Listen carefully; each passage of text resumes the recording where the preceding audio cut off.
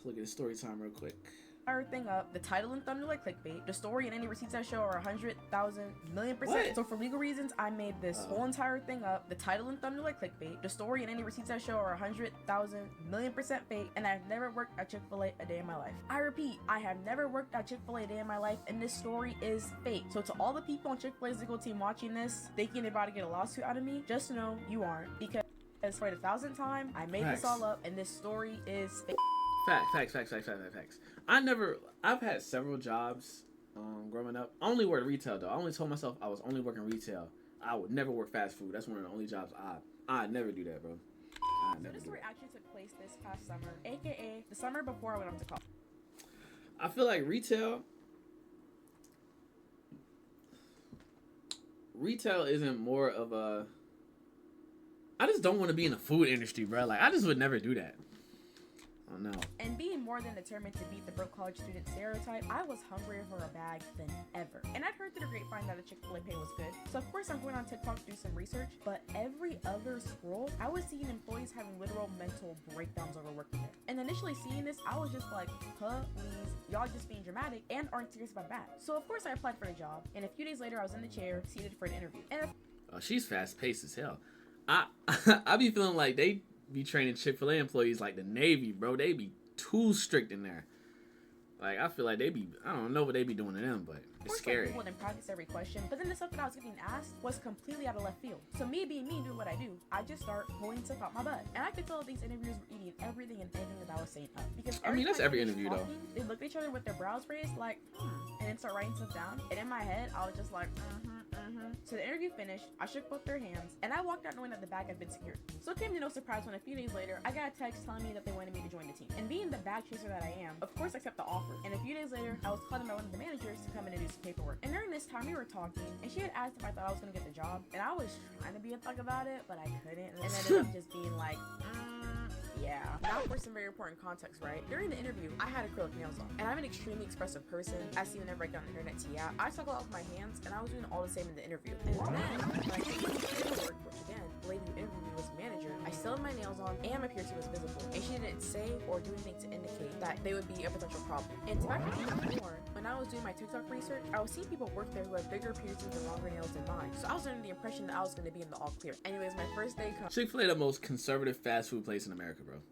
And when I pulled up in my head, I was just like, I'm so nervy, but in an excited way, you know. However, the millisecond my big toe even hit the entrance and I saw who my future coworkers were gonna be, my spidey senses were immediately kicking in. Because when they greeted me and told me to wait around for a bit until they were ready, Op is crazy. Whatever, the smiles were more on the culty than welcoming side. And the girl who was in charge of training me, who we're just gonna refer to as Op, introduces herself to me, gives me my uniform, and tells me that when I go to the bathroom to change, to put my hair in a bun and also take my piercing out. Not even tuck it in, but take it out. And after I changed and looked into the mirror, which, first of all, like a piece of your soul is gone for the bag.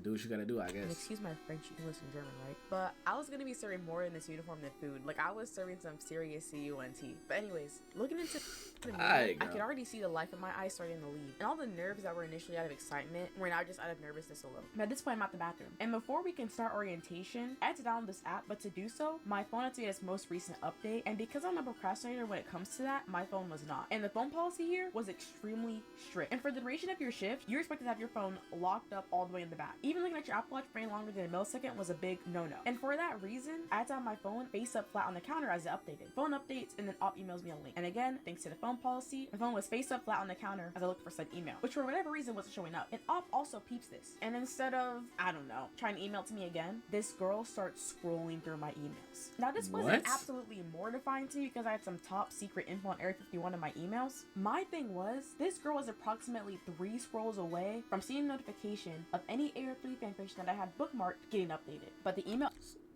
Oh, you one of them. Ended up being in my spam folder, crisis averted, and now it's finally time to start orientation. But before she shouldn't be scrolling through your phone anyway. What the fuck? This shit weird. Even start, Op says to me, you have to take your nails off. And the way that she was saying it, she was expecting me to do that on the spot. And excluding the fact that it's impossible, unless you want a bloodbath, that's something that you can't do with acrylics. And obviously in a more polite way, I tell her as much. And she goes, well, since today's your first day, you get a pass. But when you come in tomorrow, they need to be off. Mind you, I was working 7 a.m. to 2 p.m. this day, and the same the next. And excluding between the fact that I had bills to pay, places to be, just all around things to do when I clocked off that day, it is already so difficult to squeeze in a last minute nail appointment, let alone with the time frame that I was being given. Which again, in a more polite and corporate way, I tell her as much, but then I also out on the fact that when I come in on Saturday, which was my next shift after Tuesday, that they'd be off. So as you can see here, I am by no means trying or even being difficult. I'm giving a solution to the problem. I'm putting the conflict resolution skills that I put on my resume to work. And Hop just looks at me and says, well, if you come in tomorrow and you're still on, you're getting written up. I didn't hear that. And to those words, I felt my heart slide all the way down to my cheeks in real time. Because what do you mean? I'm not even an hour into my first day on the job, and I'm already on the verge of getting written up. All I responded with was, I'll quit a job at the drop of a hat, nigga. I don't give a damn.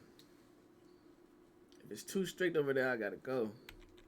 okay, I'll see what I can do. But from that point on, I knew I was not gonna like this girl, and we were not gonna get along. So for real this time, I'm finally able to start scrolling through the stupid orientation. And let me just say, I love me some Jesus. Me and him, we are locked in #AF. But I had to watch 8 or 10 videos, right? And at the start of every single one of them, they would reiterate the purpose of Chick-fil-A and its employees, that being to be the best steward that we could be to Jesus Christ, over and over and wait, what? Right? And at the start of every single one of them, they would reiterate the purpose of Chick-fil-A and its employees, that being to be the best steward that we could be to Jesus Christ, over and over and over again, to the point where it was just getting straight up cold. And on the next page, there's a list of words that we couldn't say and what to say in place of them. Now, these banned words weren't cuss words, slurs, or any sort of hate speech. They'd be your average everyday sayings, such as of course and you're welcome. And Op explains that this is because, unlike McDonald's, we actually pride ourselves on hospitality and customer service. And I don't know if this was a Chick-fil-A wide thing, or it was just my location, but even during the interview, McDonald's was catching strays from the managers. But because of how much better Chick-fil-A is than McDonald's, when referring to our coworkers, we weren't allowed to say okay. Instead, we had to say heard, like this was some Gordon Ramsay show. And then the next list consisted of appearance things that weren't allowed to fly. And of course, piercings were included in that. And on the next slide, as reviewed, there is a plethora of images of people, and upon clicking on one, you get a Harvard essay as to what was wrong with their appearance and why. At this point, I was fresh out of high school, like I just walked across the stage last week fresh, and was more than deserving of a break from any sort of required reading. And these explanations were all self-explanatory common sense. So I skipped to the next slide and keep it pushing. And I guess she figured that I couldn't have read all that fast enough, but let the record show, I'm a very fast reader. Finishing 100,000 word A prefix in one night is slight work for me. You're a fast talker too, girl. So she puts her finger to the iPad and moves it right back to the last slide, and then goes, no, you have to read every single one of them. Okay. But with that, it was finally doing all this for $10 an hour or however much, because each state is different. But like I know in North Carolina, it'd probably be like 10 or 11. It's not even that deep. Time for lunch. Never and despite not having even done the actual work yet, I was already over. Girl, stop fucking posting your tag. We're trying to be funny. Unfortunately, there are no tables for me to decompress and be an emo at, so I had to sit with Op for lunch. And another weird thing about Chick-fil-A is you don't get your own food. You order it, and then your coworkers come and serve it to you, giving you the full customer service experience, cold smile, glaze, and all. Lunch ends, and this now music it's is time for frying doing me. some actual work. And I've worked a customer service job before. Needless to say, this was not my first rodeo with the register. However, the job in question was a retail job, and retail and food registers are in completely different cinematic universes. I will forever stand on the hill that retail is superior to the food industry as a regular worker. Like I'll do customer service rather than work at a drive-thru in the food service industry. I don't care. I'll say retail is superior to fast food. Retail is trash too. Retail has its moments too, but I would choose that over fast food any day. What y'all think is worse? If you've worked both, which y'all think is worse? Which would you prefer? So looking at the format, I'm not gonna lie, it was a tad bit overwhelming. And for once, I was thankful for Op because she was giving him a very detailed rundown of the register. And for the first 10-15 minutes, I was locked the F in. But then she started going over every single possible food combo that could ever exist. Ever. And the food combo lecture went on for a good, no exaggeration, 45 minutes. But she finally stopped talking, and it was time to get to #work. When talking to customers, I would get sayings from my old job and then modify it in a way that would fit Chick-fil-A. Or at least I thought it would fit. What's a good name for the order? You can't say that. Okay. I can say the next person in line. No, you need to say, I can serve the next guest in line. Will that be all for you today? No. You need to say, how else may I serve you today? Like, everything had to be said so meticulously to the point where it was actually ridiculous. And then, of course, this shit sound like slavery. Hold on. Op hits me with, if we have to keep correcting you on how to say things. You're gonna get written up. Op also wouldn't let me do anything. When taking an order, you get every part of that person's order before you ask them for their name. So I would get a customer, start them off, and then she would swoop in, kick me off, and then would get on me for not asking for their name. Even though she wouldn't even let me get that far to do so. I'd be more understanding if it was packed with everybody and their mama up in there, and if people weren't getting their chicken minis in 0.03 seconds, somebody would start getting ghetto. But there would be one, maybe two people in line, max. Like, this was by no means rush hour. I think she had her C blank A's mixed up, because with how serious she was treating this job, you would have thought it was the CIA.